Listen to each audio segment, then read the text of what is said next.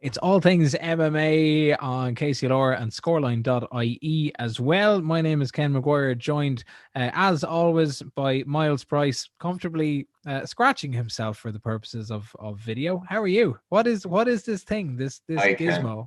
I got this when I was in the States, and it's probably the best device I've ever bought in my entire life. It's called a bear claw, Okay. and you can scratch multiple things and scare off incoming robbers from your house with And it's it. very, very aptly shaped like a bear claw. I love it. Yeah, Okay. yeah, that's how you do it. We'll start marketing that one for you. Myles, a couple of things that we're going to look at today.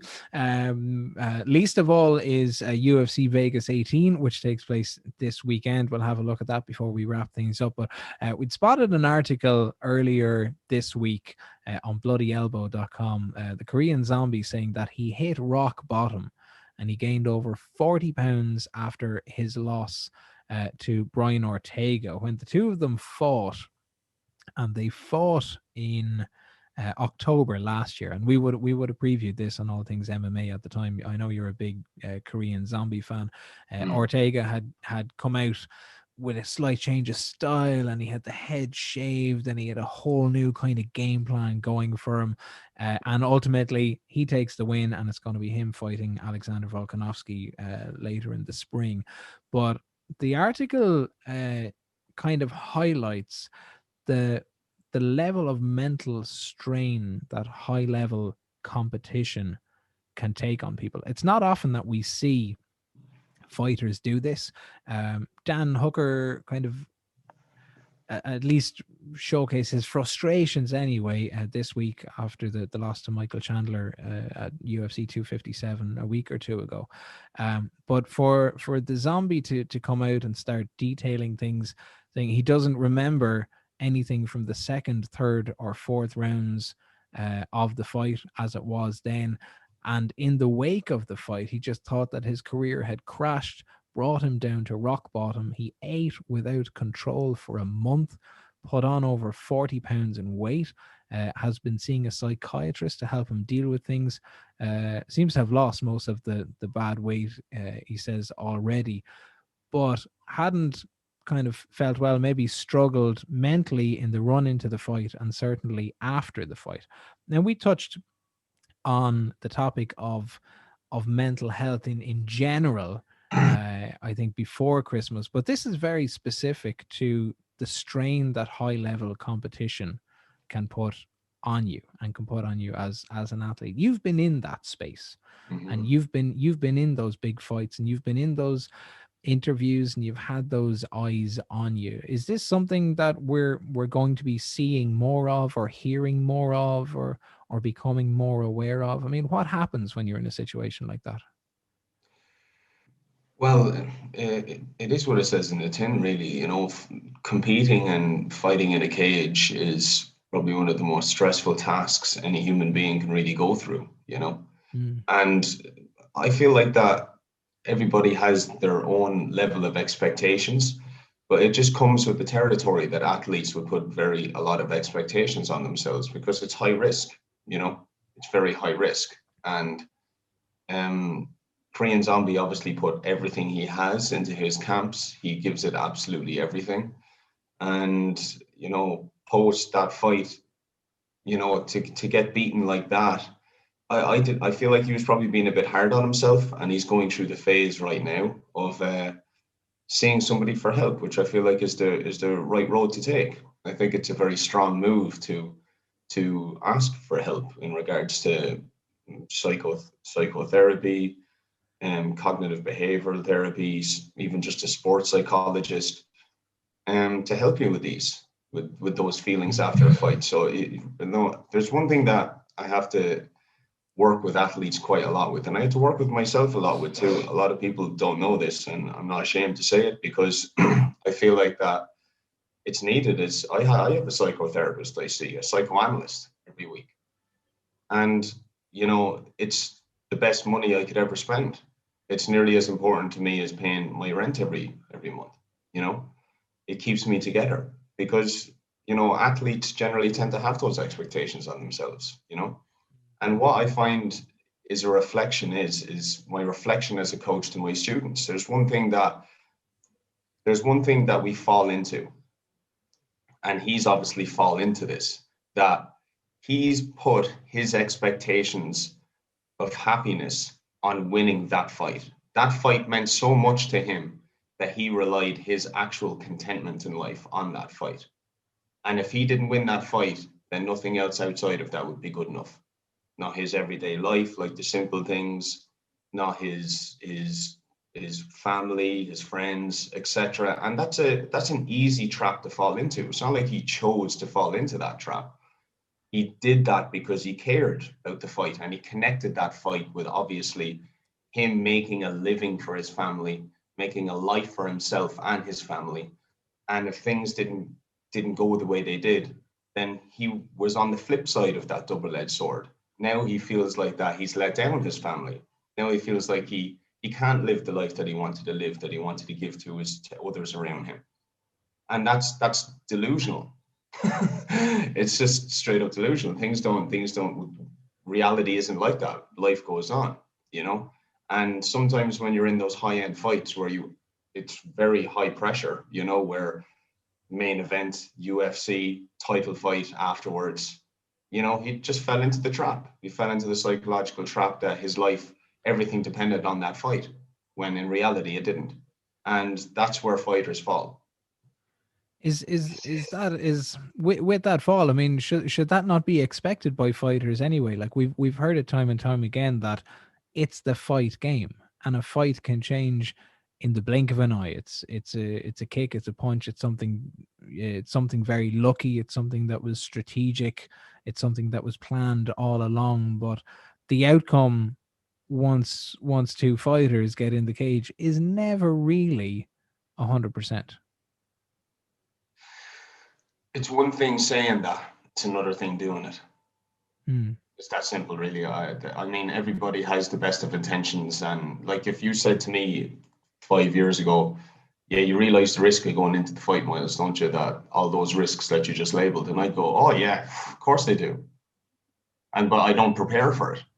I don't actually sit down, journal about it, express my feelings through meditation, visualization, talk to a psychoanalyst or a therapist to actually like bounce back some perspectives and ideas, which a lot of the time we're afraid to do with people that are in our own family and people who are close friends to us, because people aren't afraid of change. They're afraid of changing who they are, So when you go to something like that, you're at risk of losing everything, because you're at risk of losing who you are. So that's why people are petrified of talking about therapists and psychoanalysts and stuff, because it's not that they disagree with it. They're just petrified of who they are, because they might have to change, and change is very scary. Like, the unknown isn't scary, it's change of the unknown. That's what's scary. So I feel like that it's something that most fighters prepare themselves for verbally, and then they just let go and don't do any working through period to actually prepare for it. So what does a working through period look like? I mean, and say in your own case, from your early days of fighting to your more recent days of fighting, was there a change for you in how you prepared mentally for a fight? Yeah. I think when I was younger, I haven't fought so recently now. I'm more of a coach and a desktop online coach these days, doing a bit of fitness throughout the day. But when I was competing, the big difference for me is that I had a sports psychologist, I had a psychoanalyst, I didn't just rely on them either for my mental health. I did meditation every day.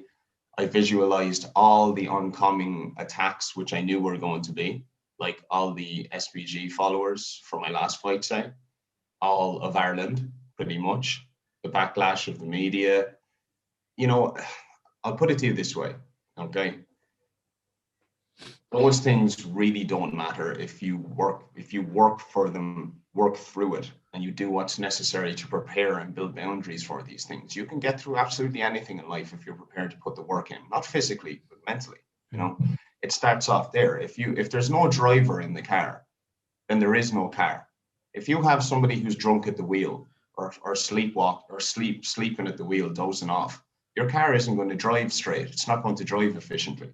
But if you have a good working engine, not just saying that you have a good working engine, but actually building emotional intelligence and psychological behaviors that actually help you reach a certain common goal instead of saying it all the time, then you're going to be prepared for those things, you know, and that's where there's a vague line. There's one thing between saying it and another thing between doing it, you know, and if you do those little things every day, like journaling down things that have affected you and things that, you know, you could do to counteract them affecting you, and, you know, like fear setting. Have you ever heard of fear setting by Tim Ferriss? No.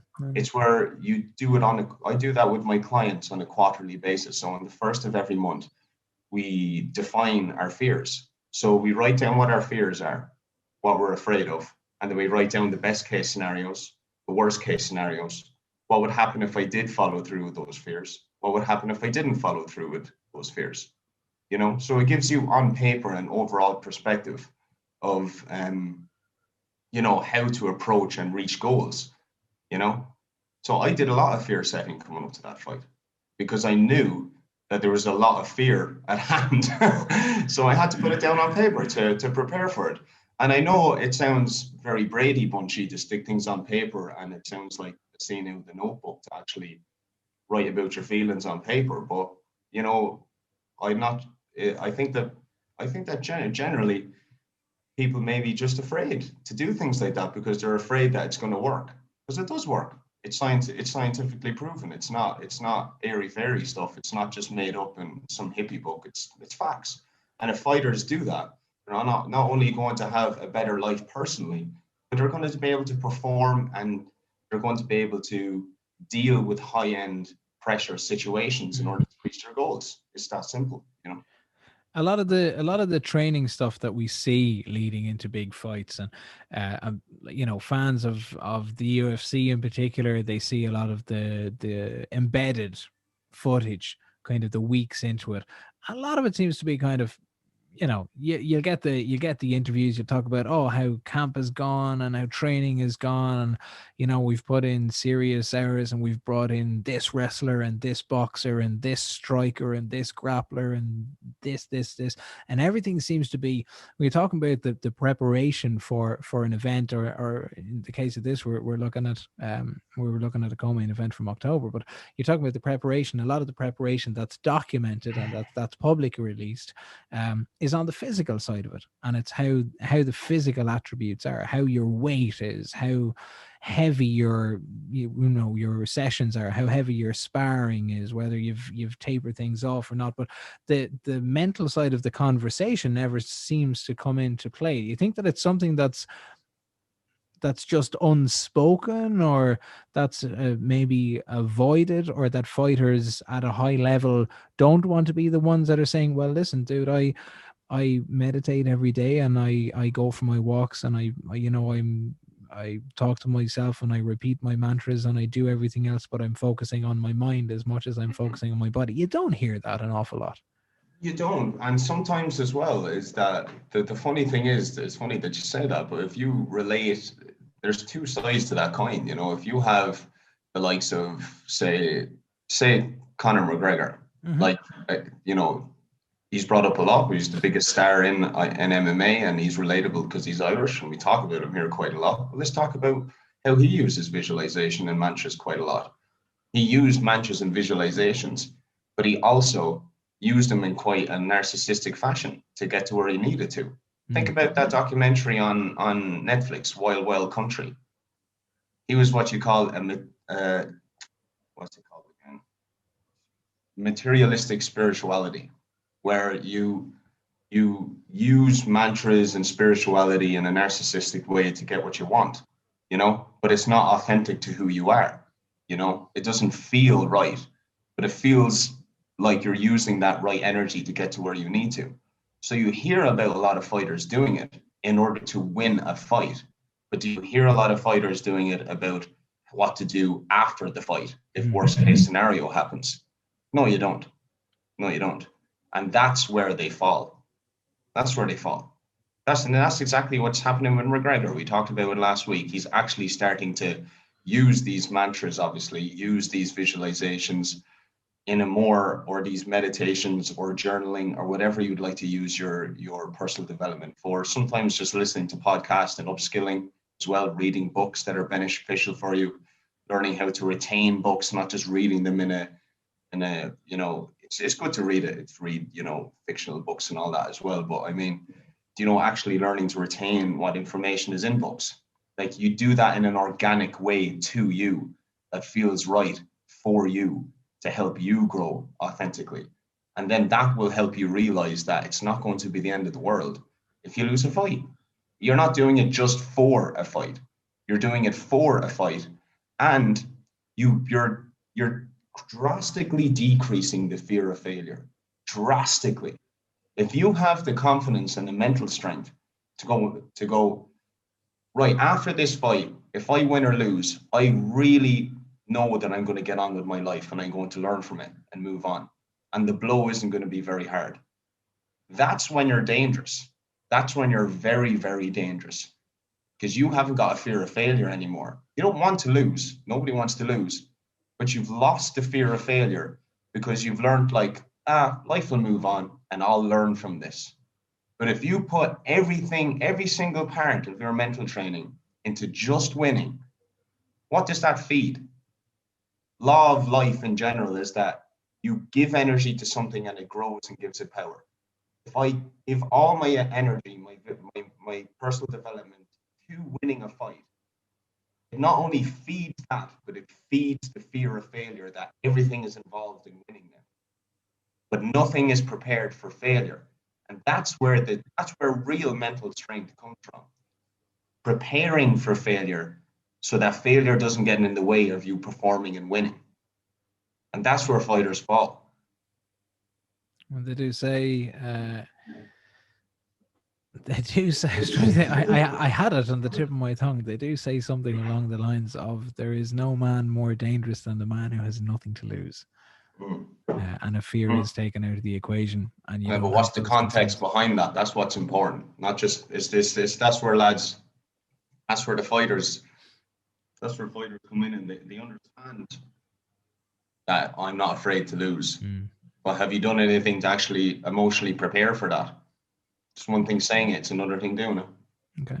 Well, we'll park that there, because we're gonna revisit this topic, I think, again a couple of times over the year, and it kind of plays into the theme of some of the things we're doing on Scoreline this month around food and general fitness and looking after yourself. Myles, I wanted to turn the eye before we wrap things up to the fights that are this weekend. So we've had a week's break in terms of the UFC. We're still waiting to see what's going to happen with Bellator and Cage Warriors. They may be planning cards for March. But UFC continues at the Apex in Vegas. It's UFC Vegas 18. Two of the bouts kind of go to shape what may be happening in the UFC's bantamweight division and the UFC's heavyweight division for this year. On the bantamweight side, we've got Corey Sandhagen, who is taking on Frankie Edgar. He's had a pretty good run over 2019. He had a split win over John Lineker. He was on the Stipe Cormier card and took a win over Rafael Assunção. He lost to Aljo Sterling last summer and then bounced back before Christmas against Marlon Moraes. Super second round knockout. Frankie Edgar, since he's dropped from featherweight to bantamweight, he had that big win over, was a split decision win, but a win nonetheless, over Pedro Munoz last August. Hasn't fought since, is now booked to fight. There is the possibility, and I know Frankie was kind of long-time former lightweight champion, long-time chasing that gold at featherweight that never really materialized, and has kind of become reborn again for the UFC's bantamweight division. Have you an eye on this, or any thoughts on it? I'll be completely honest with you. I haven't looked at that card whatsoever, but I did. You may as well be honest. Yeah, might as well. I did think that Overeem and that Volkov. Alexander Volkov, yeah. Yeah, I was talking to my good friend Mark Hayes about it last week. Every Sunday we have a chat on the phone about the fights that had been, and and he's a massive MMA fan. I mean, he fills me in more than I watch it. I wouldn't even have to watch it. Like, he just have it all pumping down. He's my assistant MMA coach in the gym. He has a great eye for the sport, and yeah, he was saying, "Oh, sure, that's not on until next week." He said, "Oh shit, sorry." So I did think it was on last week, but I am looking forward to that fight. I have my eye on it because I'm interested to see how Overeem is actually getting on these days. To be honest with you. Yeah, like he had two good wins last year. He got the win, like turned it over because he was kind of under the cosh a little bit against Walt Harris in the first round of their fight last May, Yeah, and then Overeem being Overeem just turned it around and showed Walt Harris why he is Alistair Overeem and where he is, and then he yeah. had the win over Sakai in September. I do feel like though that Volkov is a different animal. But he is there to be like how Derek Lewis knocked him out. But if he Yeah. uses that range and he uses that slick striking he has, I feel like that. I think he could do the job. Yeah, also got the win over Walt Harris himself last year as well. He'd fought Greg Hardy before that. He dropped a unanimous decision to Curtis Blades last July, maybe. But they've knocked around some serious names in the last kind of year or two.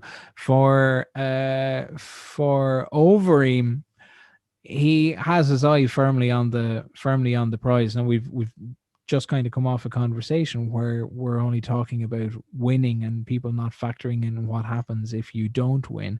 He seems very much focused on, he's got 2 wins on the bounce. We know that the heavyweight title comes into play. Stipe and Francis Ngannou are going to fight for that in March. But Mm. Overeem is very much looking at a tilt towards the title. I'm pretty sure I'd read at the weekend that if he was to win the title, whether it's this year or into early next year, that he would win it and just retire straight off the bat. I just like, I'm going out in a high. Thank you very much for this. I'm done. Do you think there's the possibility? Is it? Uh, Sorry, Overeem you're talking about, is this it? is Overeem, yeah. Oh, Could you see Overeem? Is there enough in Overeem at this stage still to put in a good run for the heavyweight title? oh man, I just don't think he's going to have. I don't never say never, as they say. I wouldn't want to count out Overeem because he's like, people forget how long he's been around the game. Like, he was been around the Pride days. Like, It's a I- long time. yeah, Yeah, I know he's only 40, but you're looking at a guy whose current professional record is 47-18. That's a lot. insane. That's It's insane. And just to be around back in the day where they were all busting steroids out, and he was probably too. Let's be honest. Like, I mean, stomp kicking lads in the heads and soccer kicking in Pride, where everyone it was was a again different day. busting Yeah, steroids out of it, and he's still around today. yeah. Mental. And not only that, like, it hasn't ever been like 2 wins, 1 loss. Like, he hasn't, like, he went through some pretty gruesome stage of, like, I know that we were talking about this before about the gruesome stage he went through of like 4 or 5 knockouts in a row, Hmm. loads of TKOs, like a serious amount of damage, and he's coming back again. I mean, that's mental. But I can't see him beating the likes of Ngannou or Jones or Yeah, Stipe or like just those guys. because it was Ngannou 2 years ago, it's nearly 4 years ago now at this stage, that just hit him with that. I'm pretty sure it was like that uppercut from Yeah, hell in the yeah, first round of that match that nearly took his head off. And then yeah, Curtis Blades did something similar straight off the bat in his next fight. yeah. Um, but he has put himself on a bit of a path, and there is going to be action in the heavyweight side of things, whether that involves John Jones, whether that involves Stipe or Francis Ngannou or whatever happens in March. But I'm sure he's going to be knocking on the door Mm-hmm. either way. Myles, if people would like to get in touch, I know that the gym side of things is still closed for the minute, but the online training very much continues. What's the best way to get in touch? Best way to get in touch is I actually have a couple of available slots. 2 to 3 to be exact, especially for the higher level of my programs like the 2.0, 3.0, which are advanced and elite performance. So if you'd like to if you're looking to get into the Rangers, or you're looking to perform at a high level amateur or professionally, or just high level at sports, then contact me at Myles Price Fitness on Instagram or Myles Price MMA on Instagram. Super. Myles Price.